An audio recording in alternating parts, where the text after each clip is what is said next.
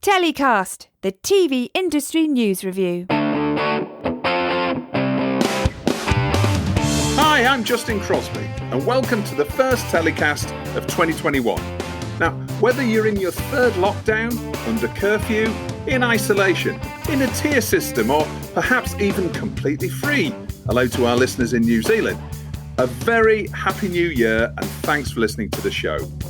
I hope you'll stick with us through 2021 as we continue to explore the key global news and trends in the TV industry in this most pivotal of years for the business. On this week's show, I'm asking my guests for their predictions of what's set to shape the business of TV this year. I'll be speaking with media commentator and journalist Kate Bulkley, acting drama commissioning editor for the Radio Times, Robin Parker, Emmy Award-winning producer and professor for TV and media at NYU, Evan Shapiro, and FRAPA co-chair and head of BBC Studios Nordics production, Jan Salling. Before we start the show, a quick plug for our new free newsletter, TellyCast Plus. We aim to make it the most useful thing coming into your inbox every Friday. It's packed with interesting TV industry stories of the week you may have missed, jobs news, execs available for hire, Tracy's wellbeing tip of the week, and more insight and opinion you can shake a stick at. And it's all completely free. Just visit our website to sign up at telecast-podcast.com. That's telecast-podcast.com. So, to kick off the first show of 2021, I'm joined by head of BBC Studios Nordics Formats and Production, co-chairman of FRAPA, the Format Recognition and Protection Association, and CEO of Missing Link Media, Jan Salling. Welcome back to TellyCast, Jan. Thank you so much, Justin. It's a pleasure to be here. So the last time you were on the show, Jan, it was May last year, and we were talking about lots of industry issues.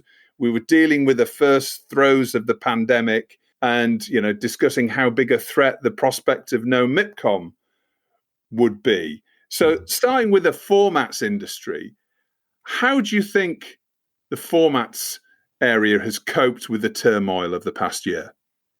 I think the format industry in general has coped very well. But if in coping in terms of financial survival and profits and businesses, I think it is, as we discussed in May already, it has been the survival of the fittest. The big beasts, the big super indies, the big broadcasters, they have all survived. The platforms, the SVODs, the AVODs, all of those have thrived more than ever and increased their portfolios and revenues and profits with hundreds and hundreds of percentages. So I think all the big ones have survived and have thrived. I think the ones that have suffered the most, and some of them suffered in a way that they had to go out of business, has been the startups and the young and hungry to the industry, the ones who should bring us new creativity and the next generation of TV executives, if you will.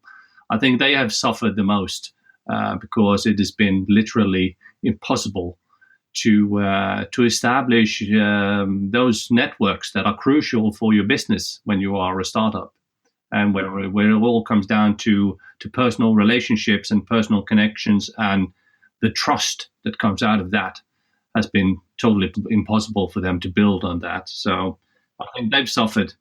But us, the dinosaurs of the industry, we've survived and had good days.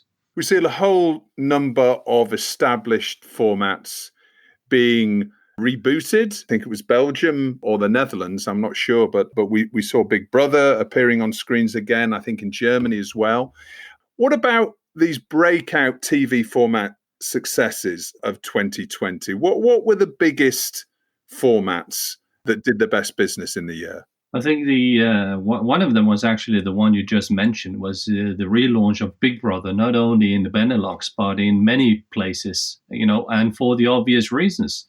It's totally corona safe. Once you make sure that everybody you throw into the house and lock into the house have been tested and are corona negative, then you have, access to hours and hours and hours of good entertainment and reality.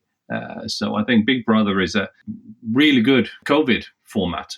So that has been one of the most popular, most widely spread formats in the past year, in 2020. And besides that, there's only been one other big show, which is not new, and that's The Masked Singer, which has been the biggest show in 2020.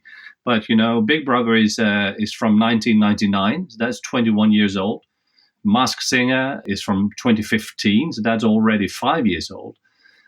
So they are, both of them have years on their back and are not new and fresh. No. And as you say, some of this new creativity may be impacted. I guess the emergence of new formats and new creative formats may be impacted indirectly by these new creative businesses not being able to get a foothold during the pandemic. Definitely. What we've seen across all layers of the industry and across all countries of the industry, I would say, is a recommissioning of the good and safe. The things they already had on, the things that worked well in 2019 for them were recommissioned for 2020 as well. None were in a position to take any chances and launch any new and exciting and risky stuff. So it was a lot of recommission for the obvious reasons, and I think it played out well for most of them. In times where everything is uncertain and people are scared of getting sick and scared of losing their loved ones and scared of losing their jobs and existence, I think it's very good to bet your money on what is already established successes, so at least something stays the same. I think what we've seen here in the Nordics, where I'm based, is Dancing with the Stars has higher ratings than ever. Bake Off is the most dominant entertainment show in Denmark, beating X Factor and Dancing with the Stars and everything else.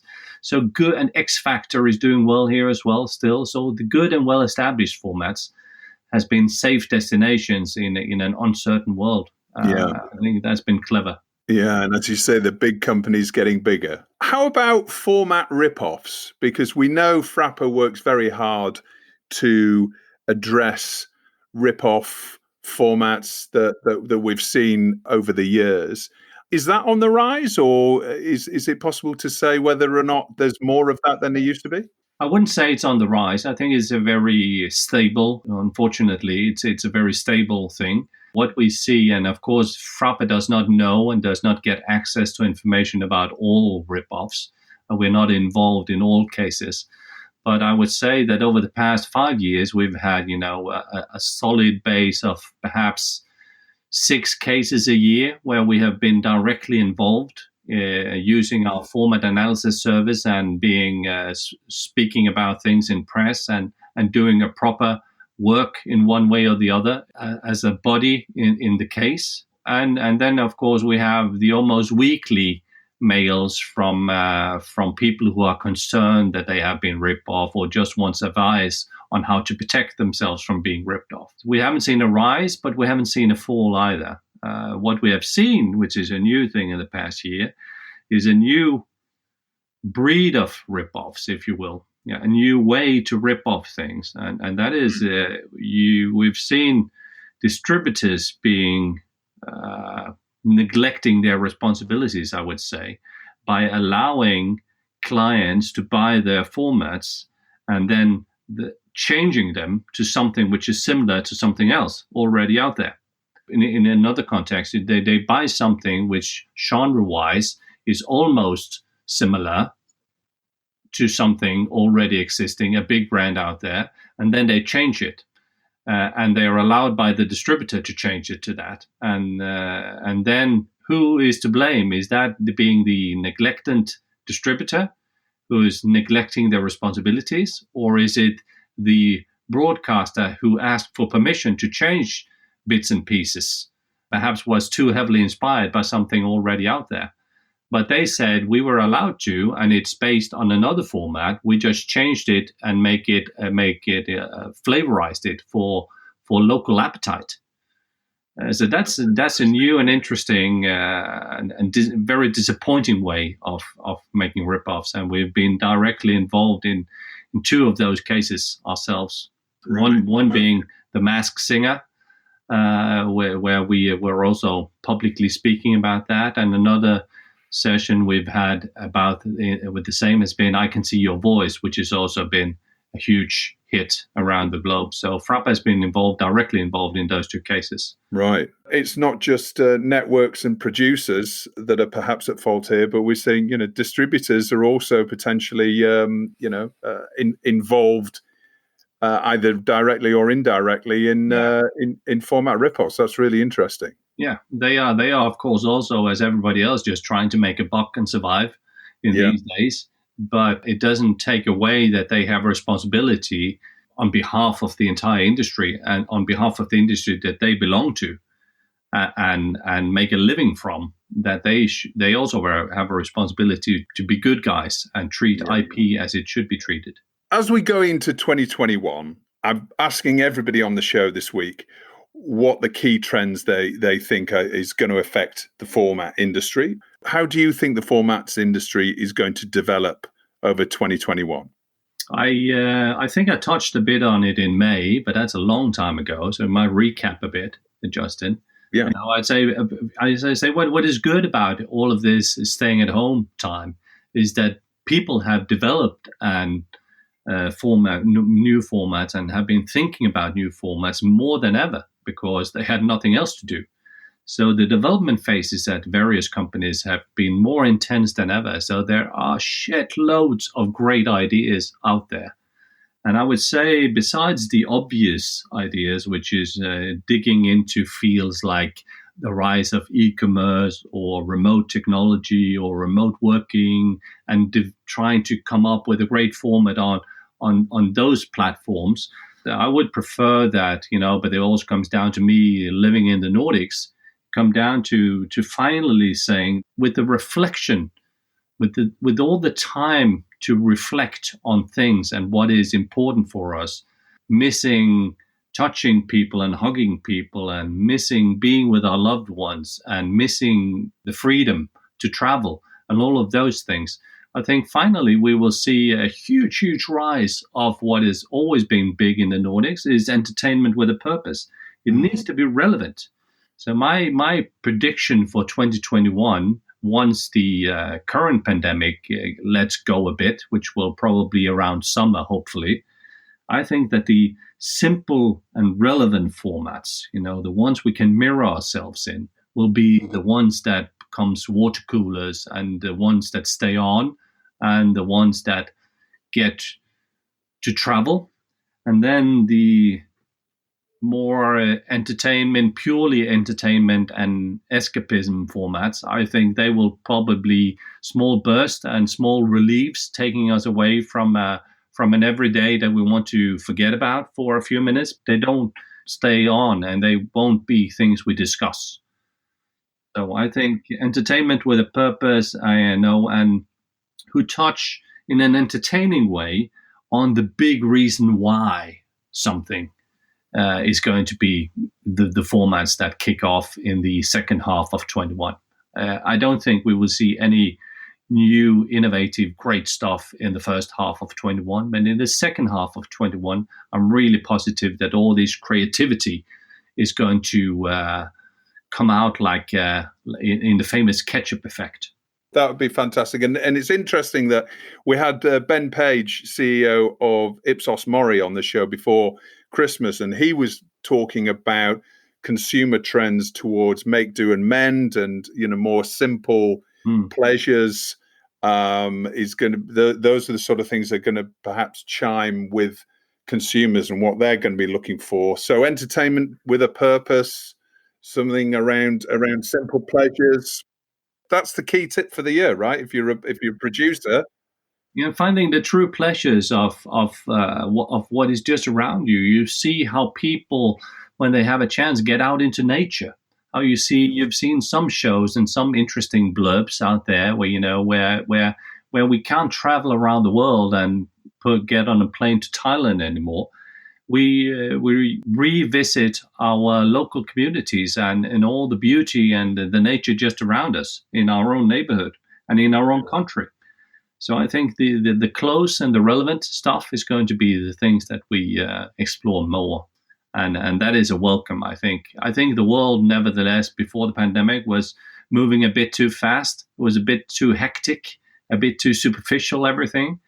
So to take a small break and from everything and slow down and reflect on things and what is really important for not only us as individuals, but for the world as a whole is only good for all of us and for the world in general, I would say. Jan, thank you so much for coming on the show. Happy New Year to you. Thank you. And the same to you, Justin. I wish you all the best with everything in 2021 and I look forward to seeing you at MIPCOM. It's going to happen this time, MIPCOM 21. We are going to be sipping rosé on the croissant in October. I can taste it already. Yeah. Thank you, Jan. Thanks a lot. So my next guest on the show is Robin Parker. Welcome to TellyCast, Robin. Nice to be here. So you're currently working as drama commissioning editor for the Radio Times, which is one of the classic UK-based consumer publications focusing on TV. Can you give us a bit of an overview of drama output in 2020? I mean, was it a classic year? It's a tricky one in a way, because in some ways it initially doesn't feel like one because of how TV has felt in 2020. It was all quite doom and gloom, but there have been some great shows cutting through. And I think that's probably a testament to some great commissioning happening 2018, 2019 because of the drama lead times. And I think what the pandemic and one of its impacts has been is to allow some smaller shows to shine, perhaps with promoted slots and so on. So if you think to the impact right at the beginning of lockdown of Normal People on BBC One, which was a BBC Three show, given a prime time slot as they were trying to sort of save up some shows they had for later in the year. And a similar thing happened not too long after with the brilliant I May Destroy You, which has topped many a critic's list.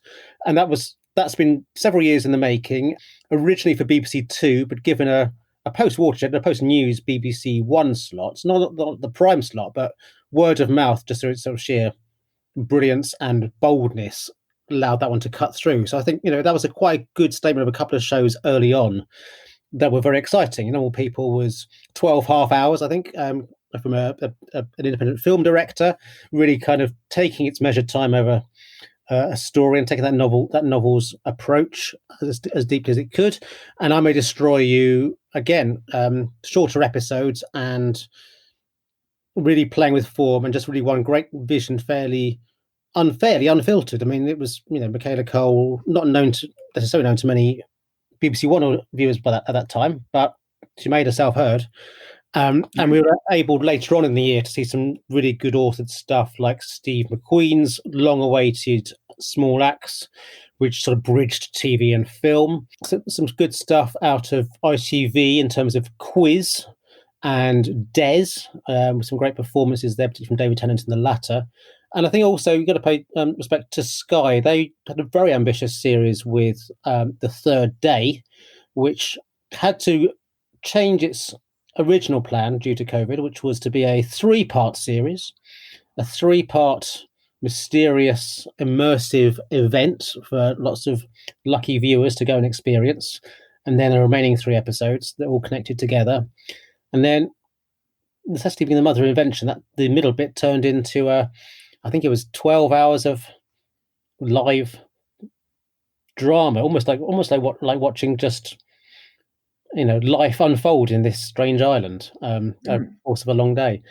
Add into that things like I Hate Susie as well on Sky, and one particular big hit on the BBC, which again was the benefit, I think, of lockdown, because I think, again, this was a transfer to BBC One, was the Salisbury Poisonings, which did absolutely huge for them.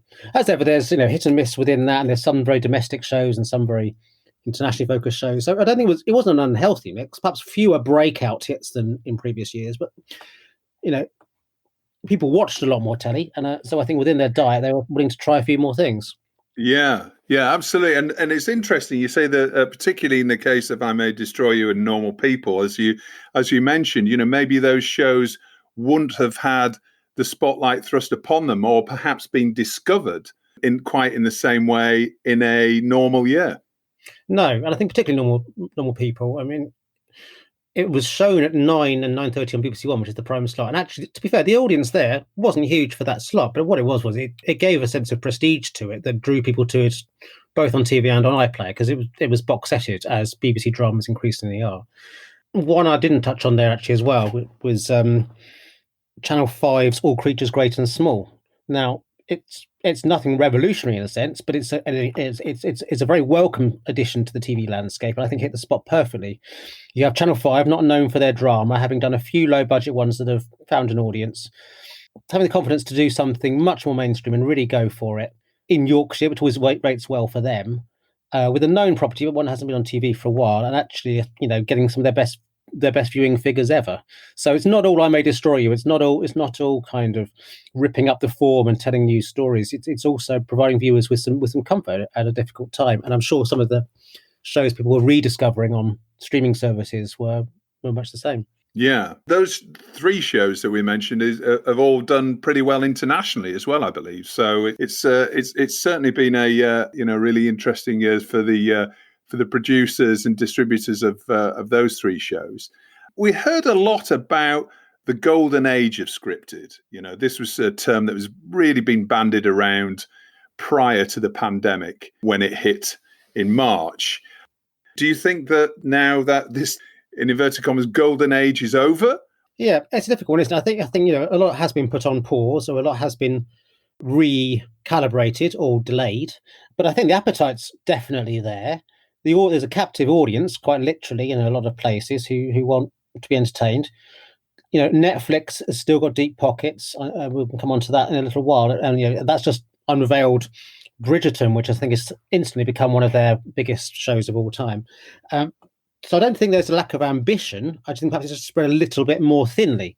Certainly in 2020, you saw, times when ITV, for example, would be repeating its greatest hits of the last 10 years, keeping its powder dry for the autumn, because it had only a limited number of dramas it really could show. And some of those are spilling now over into 2021 as well, as they kind of want to keep some new stuff in their schedules. It's encouraged some invention in the form as well. I mean, not always successfully, not always the kind of thing you will repeat, but, there were trials of things like isolation stories on ITV, which was a response to the pandemic and ways of filming at home, staged in the kind of comedy drama space, which I think is really going to do well internationally through Netflix and the BBC with David Tennant and Michael Sheen, and sort of special episodes of dramas. I mean, a show like Euphoria on HBO was going to be impossible to make in a year like this, but they've come back with a couple of two-handers, small-scale episodes that actually deepen the story and deepen the characters quite well. But maybe we'll see more approaches like that. They can kind of pare things down while still being bold in their storytelling. Yeah, and you mentioned Netflix, and obviously the streaming wars has been a real feature of the pandemic, and it's sure to be ramping up over the next few months as well. And there's obviously a scramble there, really, to get that premium drama on screen. And to really drive those subscriptions and transfer those trials into full paying subscribers. Just over the last week, we've seen a whole range of studios in LA shutting down, including Netflix and all the major studios in LA County, completely shutting down production again. What do things look like for UK-based drama production right now? There's clearly still caution, and the rapid number of cases in recent weeks would have given a lot of people pause for thought. And I think ahead of the Prime Minister's announcement of the third lockdown yesterday, or as it was being anticipated, I think people were quite nervous that we were back to the same situation as last March, and soap opera production would shut down and all the continuing dramas. But the early signals are, for now at least, TV counts as a workplace and production can continue. Studios, will keep rolling as a place of work, and a number of places beyond studios can be used for filming as well if they are the kind that can stay open. You never know, because things change so quickly, and the direction of travel one day can be very different the next. But it'll be hard, I think, to form some long-term plans. But I think the industry has learned over the past year how to adapt, how to do socially distanced filming, and the insurance has been laid out over the course of the year, which was a key thing to get productions up and running. So let's wait and see how things develop as the vaccine gets rolled out. But for now, at least it seems the studios are open. The productions will continue as long as they can continue safely. Well, you could almost tell the UK industries breathed a sigh of relief when everybody realised that actually TV production could continue. For a few minutes, I think people were putting themselves mentally back into March and April before all of these insurance schemes were pulled together. So far, so good. But presumably, if there's so many more cases around the country, then we're probably going to see, as a result, more cases on set. So hopefully that won't be the case. But let's see how things develop there. So in terms of those shows that have been delayed from 2020 that we were expecting to see on screen last year, what are the key ones that we might expect to see coming onto the small screen in 2021? Okay, a big one in Britain and internationally is Line of Duty, which is the biggest show on British television really in terms of drama, and that is all locked down and coming up for later this spring, and that's sort of confirmed by the BBC. They have managed to film production in the kind of bits between lockdowns. So that's one which people have been waiting for a long time, to return to those characters. Some of the ambitious dramas like Around the World in 80 Days, I think towards the end of the year, perhaps that might turn into a Christmas treat for next festive season or for the autumn. Channel 4 is going to be showing more, but they were quite thin on the drama front last year. So I think there's a few they've had in the bag or close to being in the bag that they're now able to bring out. The first one of which is the latest from Russell T Davies. It's A Sin, which was all written and shot pre-pandemic, but I think some of the editing wasn't completed. And I don't know personally, but perhaps it was felt as the pandemic first started, would people want to watch, a story about another pandemic, the AIDS crisis of the 1980s, so soon? So perhaps that's contributed to the delay on that. But it's a wonderful piece of work. I mean, it's angry and sad, but also joyous at times. And for people who've missed going out to bars and nightclubs, there's a lot of you can get through that. Many scenes there, many great 80s hits as well. So it's very kind of in classic Russell T Davies way. It is very uplifting where it can be. And I think one other drama that's just started in the new year now, BBC One, was hit by COVID, and they had to kind of bring some of the filming back to Wales rather than Thailand, is The Serpent, which has just landed on BBC iPlayer. And there's other things coming up. I mean, there's returning dramas. There's Vigil, which is a sort of high-octane drama with Suran Jones coming up later in the year. I think Sex Education managed to film for Netflix in the summer months. Slowly, things will come back, spread rather carefully and thoughtfully throughout the year rather than in gluts. You mentioned earlier on about some creative ways to deal with format. So essentially shows or series becoming shorter through necessity. What do you see as being the key drama industry trends in 2021 in terms of content, but also format as well? There's definitely going to be a drive to the familiar and, where possible, the feel good. I don't know, the Death in Paradise guys pulled out all the stops to get that back on there in its traditional first week of January, and there'll be more All Creatures Great and Small, hopefully, depending if they can film safely. Revivals of some previous hits that are taking new forms, like Dalgleish, which is happening for Channel 5. And I think also, we're going to see the fruits of some of the work that the team behind Water Presents have done in terms of bringing international drama and adapting it for the English market. So we have Professor T with Ben Miller, a new detective drama for ITV based on a Belgian show. And Channel 4 is adapting another European drama, Before We Die. And these are both through Eagle Eye Drama, as I say, which is kind of spun off from Water Presents. So there's some interesting things there. ITV has quite a backlog of crime and serial killer based true life drama, which did well for them last year, but there's a worry that let's hope they space that out over the course of the year, because it could be quite grim to have too much of that too close together.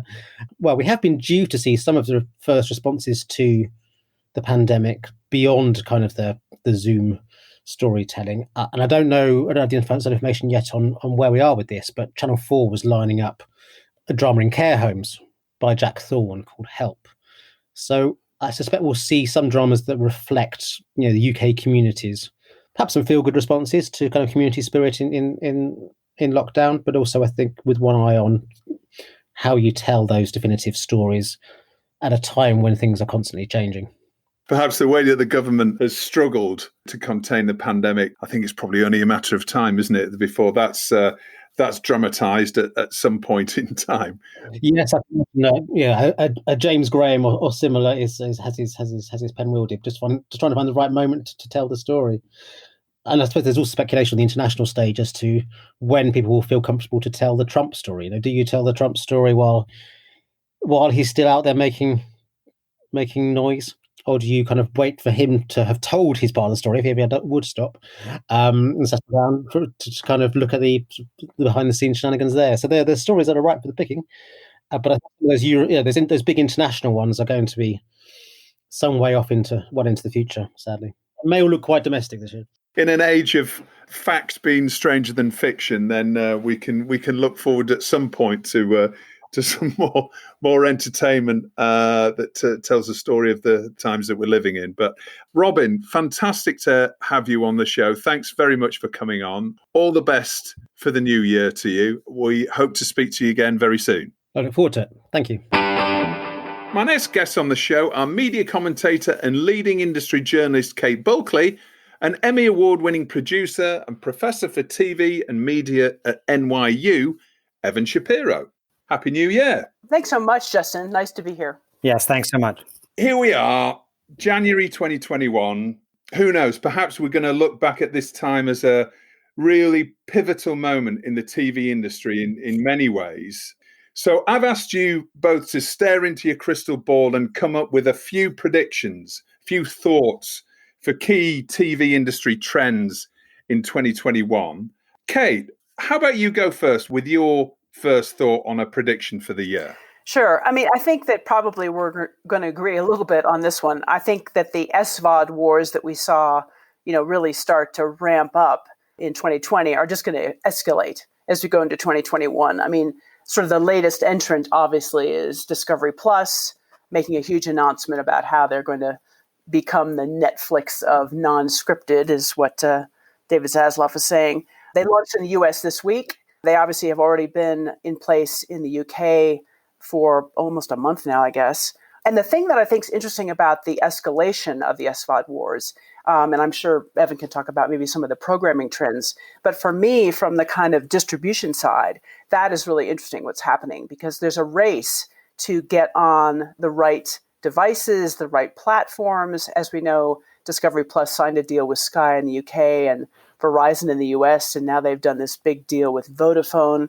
in 11 countries around Europe. So it's all about, how do you get on the right platform in front of the right number of people, and again, try to convince them that they want to pay for your app, your SVOD service, as well as, the 2, 3, 4, 5, maybe even 6 others that they may have been paying for during lockdown. So I think that's really fascinating. I think that's spot on. In the old days in the United States, it's the affiliate play that became really important. You had to get on Comcast and DirecTV and Time Warner, et cetera, et cetera.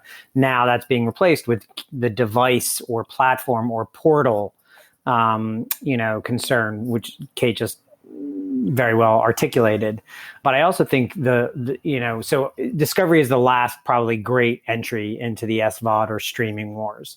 There are other people who will get into it, but now that the big players, Disney, Apple, Warner, HBO are all in it, Discovery is really the last big American publisher to get in the game. I think the major consideration is not whether or not people are going to subscribe to 6 or 7 of these. Most people will.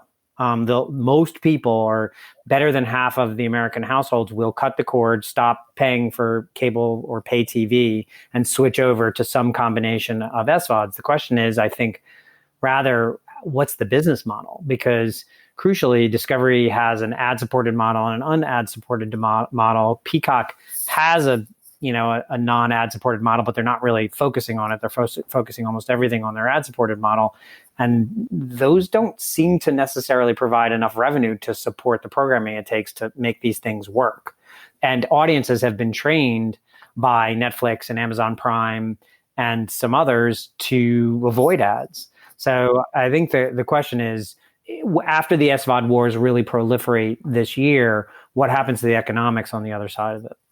Yeah, I mean, I totally agree. And I think that we're going to see different iterations of that depending on if you're in the US or outside of the US. Discovery Plus, as you say, the last great sort of publisher to get into it, they've got a very much more nuanced approach because, again, they've had a different kind of distribution internationally than, say, a Disney or an HBO or even a Viacom, who've basically been selling their channels to third-party platforms, if you see what I mean. And Discovery owns channels and has already gotten, let's say, a little bit of a ramp up in terms of their Dplay product, which is a direct-to-consumer product. So I think you're right. What is the business model and who's going to be able to pull that off? And a lot of it's going to come down to, how long can you afford to lose money on this? And Disney, very smartly, I mean, you think of how apt Bob Iger was when he set this all up. And he sort of said, look, we're going to lose a lot of money because we're going to lose all that syndication revenue is going to disappear.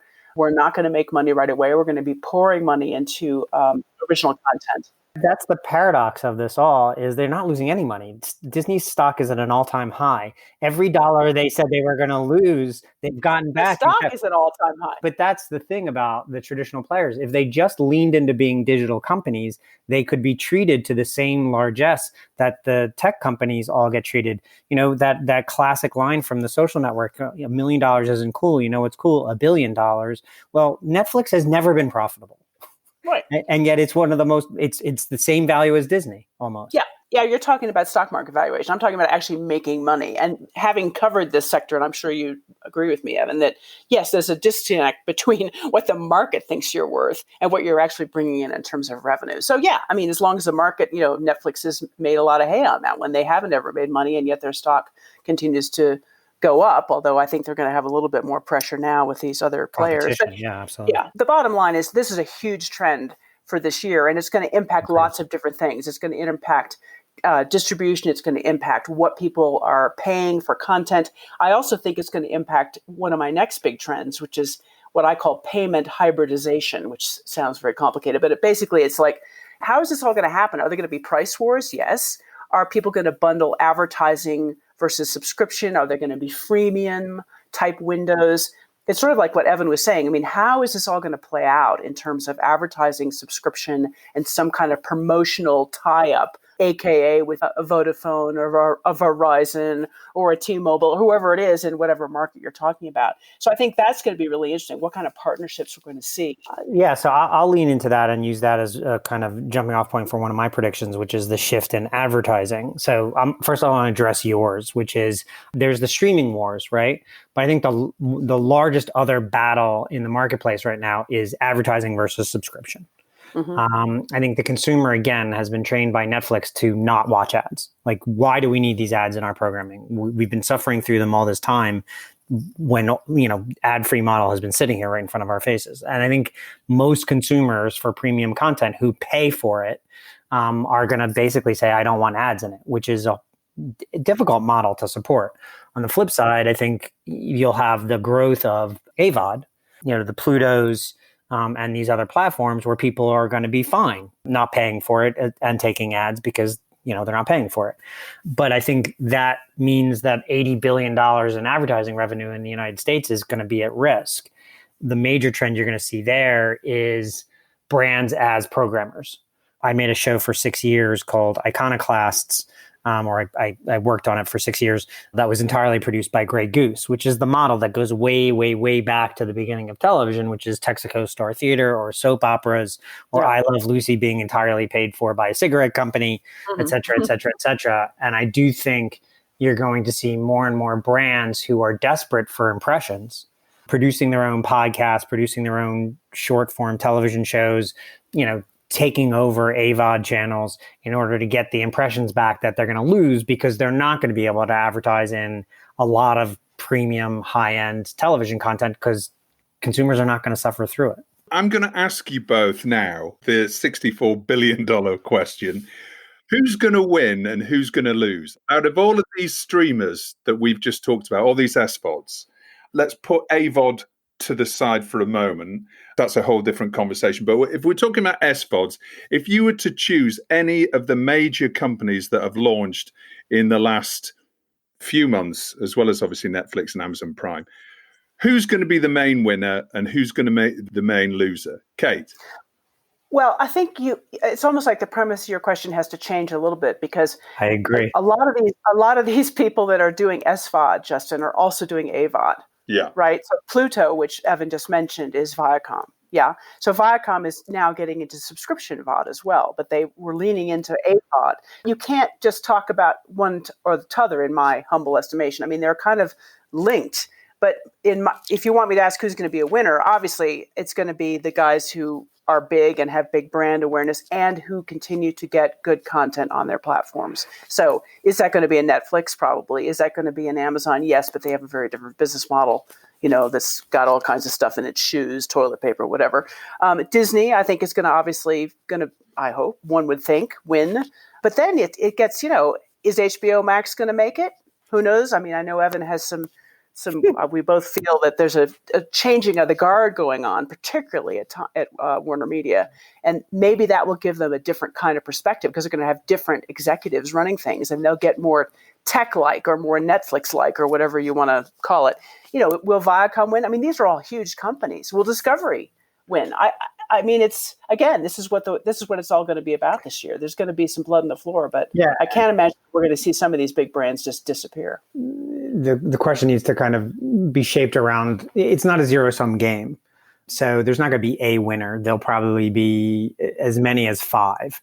I can tell you who will definitely be in those top 5, whoever winds up buying Netflix, because they will sell, which will probably be some version of Apple, Google, Facebook, or Microsoft.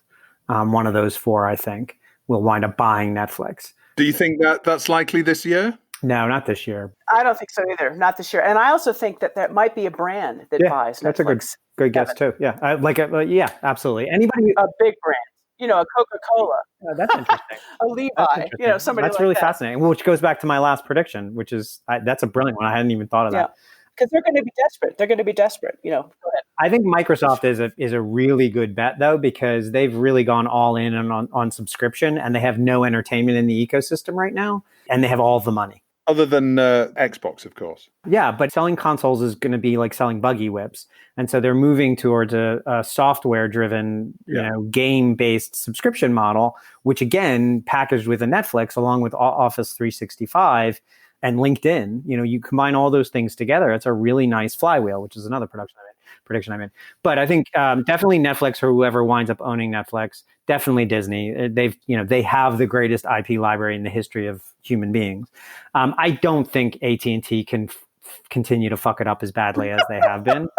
I just, I mean, it's hard to do. It's hard to fuck up as badly as they have. You have to really try hard to have 36 million active subscribers at launch and not be able to convert any of them. That's a gross malpractice. Yeah. But they've started to right the ship, although very clunkily. Moving all their films in 2021 to HBO Max day and date is a great start, and that will definitely help them. Obviously, there's been this huge outcry in Hollywood in terms of talent. There's been an absolute outrage from the agents, from talent. I call it faux rage. Yeah. It's total bullshit. They just didn't get the phone call. That's the only thing they're upset about. They all understand that this is where the model is going. They all know that the money is going to be replaced. They all know that they're going to wind up making as much money on the front end as they used to make on the back end. Like, it's just that Kilar didn't make the phone call, and they're pissed. Exactly. And by the way, they're right to be pissed about that.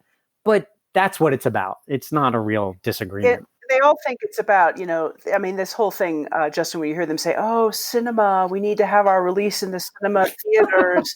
And that's great. But they know they're going to make the money on the quote, the streaming platforms, because that's where everybody is leading into. So I agree with Evan on that one. And more of them will get called, and then it'll all calm down. But it is a very big shift in terms of who's leading in the marketing distribution game, which used to be cinema, right? And it's shifting to streaming, and that's not going to be comfortable for some people. Well, most notably, the people who used to market movies are going to be out of a job because it's a completely different business model. It's not about forcing someone to go to a movie theater at a point in time to sit in a dark theater and watch a screen along with a whole bunch of other people. It's now about taking out your credit card, clicking on a link, and subscribing, and hopefully sticking around for years. Therefore, the business model is substantially better. The lifetime value of somebody who buys a ticket to Wonder Woman in the theater is $15.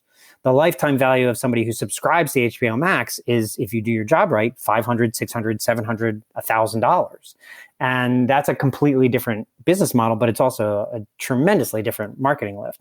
I don't think, the major players who are around now that I don't see lasting in the streaming business, I can't imagine Viacom makes it. They're just clearly not taking it seriously. They're selling their best programs. Emily in Paris was an MTV show that they sold to Netflix. Today, they announced that they're doing distribution deals for MTV and Showtime and the rest of their channels on Hulu. Yeah. But they're also growing Paramount Plus. I don't understand that. I think Backish has done a nice job in the last year, righting the ship. But long-term strategy, it seems schizophrenic at best. They're trying to do everything at once, which is sort of like Bob first leaned into AVOD and thought, I'll just keep my regular customers that were on the regular platforms, and I'll do a little AVOD, and that'll be the growth area. And I'll be that. He actually said, I will be an arms dealer to everyone else, right? I will sell my content to everyone else. Then why fuck around with Paramount Plus? Like what? Right. And now he's changing and saying, now we're going to go direct to consumer. So I agree with you. It's schizophrenic. And I think that they have the most, let's say, to lose, if I would put it that way. Well, again, that's another company that's going to sell. If you look at that map that I did of the media universe, you can tell who's going to sell and who's going to buy. It's clear as day. There are 5 companies worth, $1 trillion or more. And then there are a bunch of companies who are worth $300 million or less. It's just buyers and sellers. And Viacom at, a $20 billion valuation, which is substantially better than when Backish took it over, but still not with enough mass to compete with these humongous companies. I just feel like they're brushing it up for sale. Yeah. Right. One last question before we move on to the next tip. Discovery Plus, is it too late? Is it too little too late for them? Is it compelling enough? I think it's a very compelling product. Like if you like HGTV, you love this product. It's just a question of whether their go-to-market strategy is correct. I don't think they're priced correctly to get to scale. Disney way underpriced to get to scale, and it worked. They're basically charging what they get from cable operators to subscribe to their SVOD product. They should really have gone low without ads, by my estimation, to get to scale very quickly. The street would have rewarded them. Meanwhile, you still get to collect your money from the traditional ecosystem for a couple more years. And I think they would have been much happier with the results in a year or two than they will on this. So I think it's a very compelling product if you like that type of programming, because they own it all. Yeah. But on the other side, I just think that their price is just, I don't think that they understand the SVOD consumer the way that they think they do. Yeah, I think they don't understand the SVOD consumer yet, and I also think they're still trying to play both sides. They're still trying to get their money from their traditional platform partners, let's say.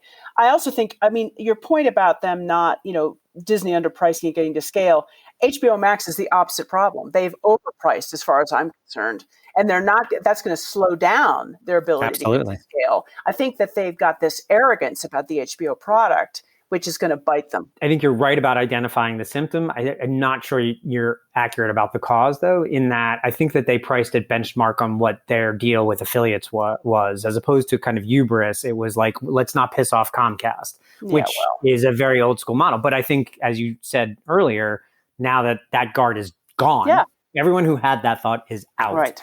And Kilar and they're all gone. Forsell are in. I think you'll see with the ad version that's coming out soon, and I think you'll see a lot of things change around that product this year. So I think I agree with Discovery is a compelling product. They just have to figure out how to roll it out. And I think it will have, let us say, because they own all the IP, which Evan did make that point, but that is a really, really crucial point. They own the IP.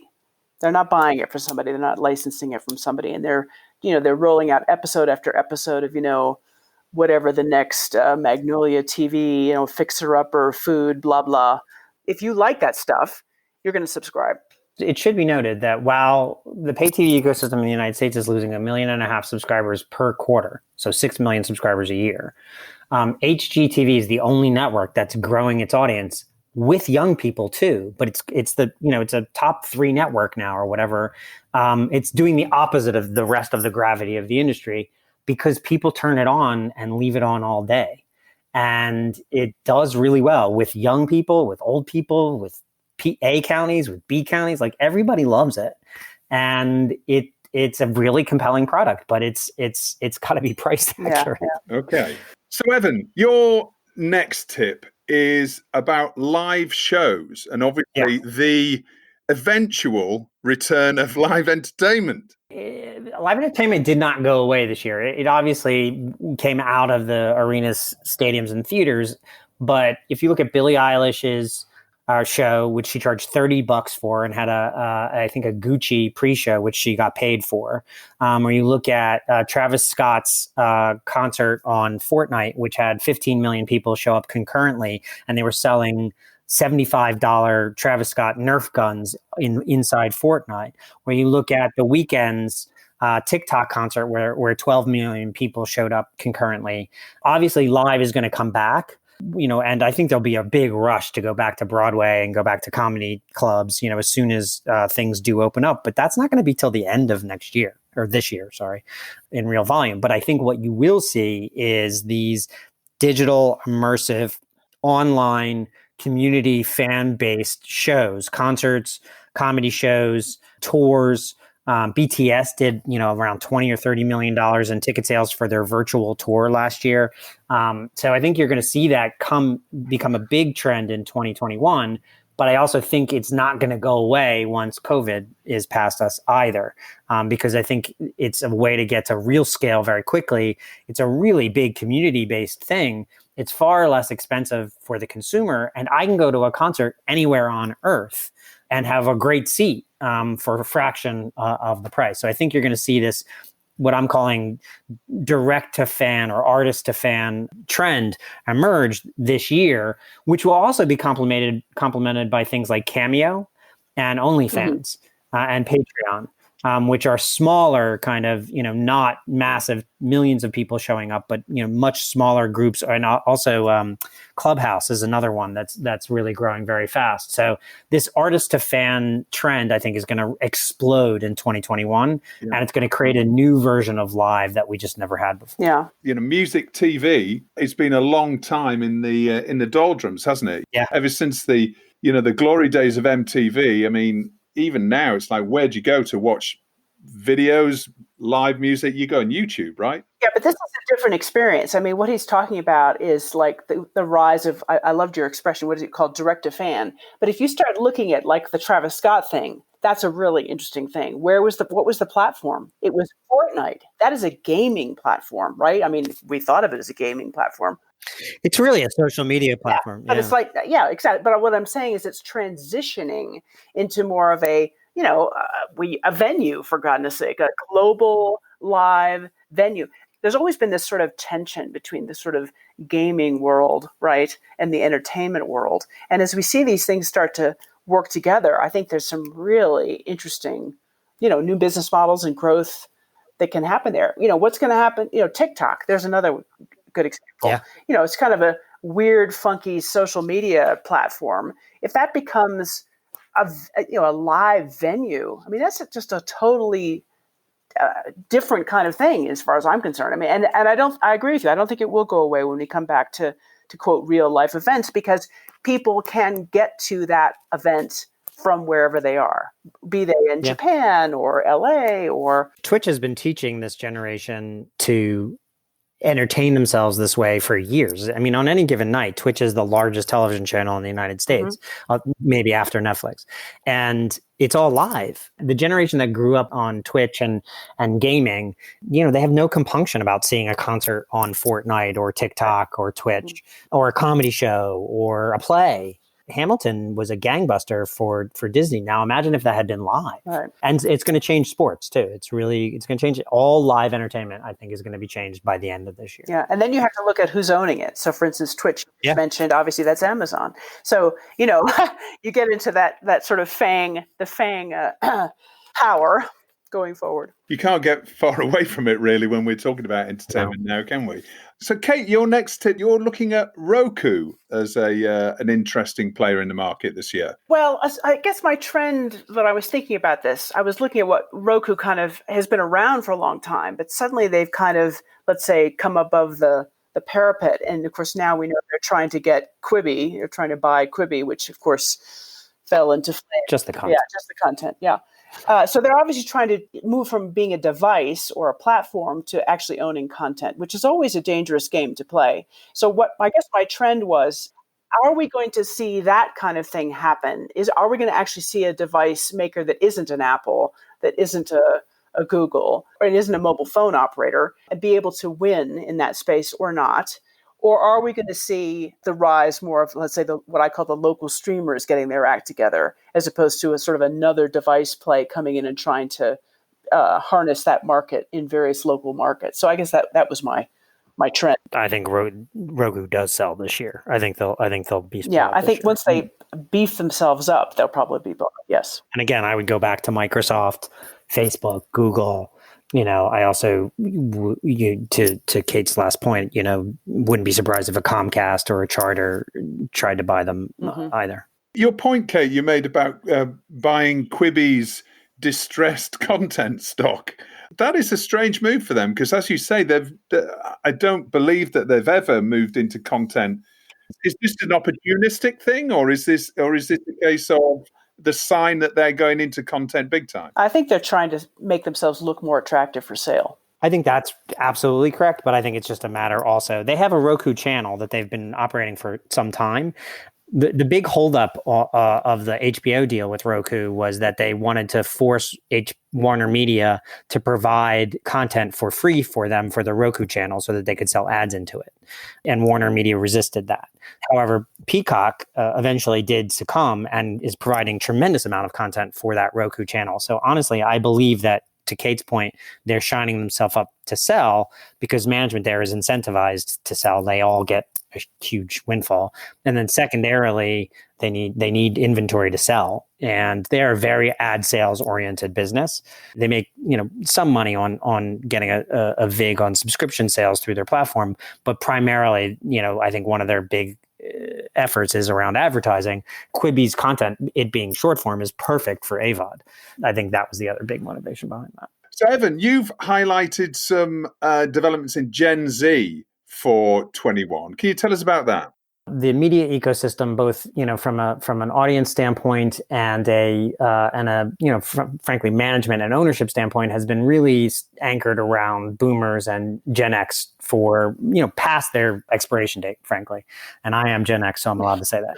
Well, Gen Z is basically almost 100% of the 18 to 24-year-old market, and millennials and Gen Z are 100% of basically the 18 to 35, maybe even almost 18 to 49 market as well. As an audience around ad sales, they're now who you have to focus on. They're also, going to be larger than 60% of the workforce in the very near future. So the consumers, that advertisers care about are now almost entirely Gen Z and millennial. B, those two audiences are digital natives, and in the case of Gen Z, mobile first. And so, platforms like Twitch and TikTok, the avoidance of ads, subscription versus advertising, social media first as opposed to channels first, all of these things they're going to pick up momentum in 2021 in a way that, I don't think people still appreciate in the media ecosystem. And so as they take over not just the consumer end of the ecosystem, but also the decision-making end of the ecosystem, I just think you're going to see things shift dramatically. And this is the year when I think it's going to happen. I agree, because it's it's a shift that's going to be hard for some, let's say this digital first, mobile first, social first, that's a different kind of consumer profile than a lot of these traditional media companies have been targeting or thinking about. Because remember, a lot of these traditional media companies are run by people who are older than that, which is why you get into that Jason Kilar effect.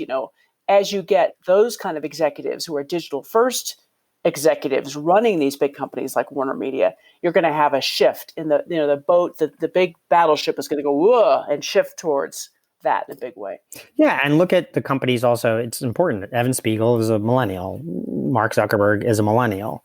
Jason Kilar is not a millennial, but he's a very young Gen Xer. So, and those are all white guys. But you're going to have a major shift, especially as, the old people get edged out, which is what's happening. I mean, 28,000 people lost their jobs in media and entertainment in 2020. A lot of those jobs will come back in different departments, but they're not going to be populated by old white men. It's just not going to happen. You can already see that now. It's amazing what's going on in terms of the hiring practices. And that's going to impact the content too. We haven't talked too much about the content, but yes, it is going to impact the content. We're going to see, stories being told from different perspectives. We're already starting to see it now. And that, will be refreshing. And it will also, bring in these younger audiences who want that, who expect that, who, are looking for that, which is good. Wholeheartedly agree. I mean, look at Bridgerton, which is a show that Netflix has been touting, and granted, Shonda Rhimes is not a millennial or a Gen Zer, but she's very good about speaking to that audience. This is a costume drama with blind racial casting. Yeah. The lead male is a black guy Yep. in a period piece. Right. Like heretofore, that's not really been done. It's not being talked about a lot. But at the end of the day, it's basically Gossip Girl with ruffles. But it's the colorblind casting is a big part of the appeal of that show. This generation, these younger, they want that. They care about it. They care about it. They think it's important, and it's not just blind, racially blind casting. It's also thinking about environmental trends. Shows they'll be thinking about bigger issues. Does that make sense? As opposed to just this telling the same old stories. They'll tell it from different perspectives with a different, let's say, focus would be my. Yeah. And to take this a step further, those generations, Gen Z especially, but both millennials and Gen Z, they're not going to go work at companies that don't have a value system that agree with theirs. They're also not going to buy from companies who don't have a value system that they agree with. After George Floyd was murdered, a bunch of companies would throw black squares up on Instagram, and people got called out for it, for not being true about it. Just this week, to give you the best perspective on what I'm talking about and how it's going to change all of media and entertainment, but probably the world as well. Google unionized this week. Wasn't that shocking? I mean, I couldn't believe it. I was like, really? And it wasn't about pay Yeah. or benefits. It's about racial discrimination and privacy. And those are probably almost entirely millennials. Yeah. And it's the 5th of January. Like, that's just the start of what's going to happen this year. Yeah. Okay. Well, fascinating. We'll be looking very carefully at that. Kate, you've also highlighted public service broadcasters and the changes that they've got to navigate this year. I think there are two things there. First of all, if you're a public service broadcaster, you are really trying to figure out how you survive and thrive in this new landscape. And we've seen in the UK, obviously, the BBC has new leadership. Tim Davies talking about how to become more digital first. We see in the UK, Channel 4, they're thinking about becoming more digital first. I think that's got to be what every PSB has got to do. I mean, to have the head of Channel 4 stand up and announce their Future Force strategy and say digital ratings are more important than linear ratings. I mean, that's a big shift for a public service broadcaster, right? iPlayer obviously saw their usage up in 2020 tremendously because, of course, TV was being watched. I think it was up 33% in 2020. They want to capitalize on that, obviously, to keep themselves relevant, keep themselves in it. So that's what I call sort of the local streamer part of the PS, let's say, future vision that they have to think about. And they're starting to get it. You see it in France with Salto, which is a streaming platform. The other thing that is stressful for the PSBs is how they're funded and will they be granted some kind of prominence in this new landscape. And what I mean by prominence is in terms of how you find stuff. How are they going to make sure that the PSB content flows to the top somehow? You're not going to have your television remote control anymore. It's all going to might be voice activated. It might be on somebody else's platform. It might be through somebody else's service. How do they do that? And there's going to be a lot of, wrangling going on, I think, with governments in the UK in particular, but in other European countries for sure. If they want to protect their PSBs, which I think most people do to some extent, how do they do that? And that's going to be a big question, I think, in this coming year. Mm. And we're seeing Ofcom, actually, aren't we? They're taking on responsibility for social media in the UK, which is, I'm not sure exactly how they do that when it's a global services as opposed to just in the UK. But that's going to be interesting as well when they're also looking at public service broadcasting and social media and the whole entertainment ecosystem. And obviously, governments are looking at funding as well. Presumably, there's going to be some fairly big calls made in 2021 in that area. Yeah. And I think it's interesting, Ofcom's already put they've already said that they believe that the PSBs need to be supported in some way. Maybe they need it, what their focus needs to be might change a little bit, but they need to be supported in some way if we want to continue to have PSBs, which I think most people believe that some form of the BBC is a good thing and Channel 4 is a good thing. So we'll see. Yeah, the only thing I would add to that is to look at the United States market and the public broadcasters here. NPR has morphed itself from a radio enterprise into, top 2 podcaster in the United States, almost overnight, to be honest with you, which is kind of miraculous. On the flip side, PBS, if you go to their website and you look at how they describe themselves, they talk about how they're, one of the largest linear television networks in America, which is kind of like being the least drunk person at a keg party. Their digital footprint is not terrific, and they're getting taken to task by their own filmmakers by, supporting any filmmaker who comes along as long as they're Ken Burns.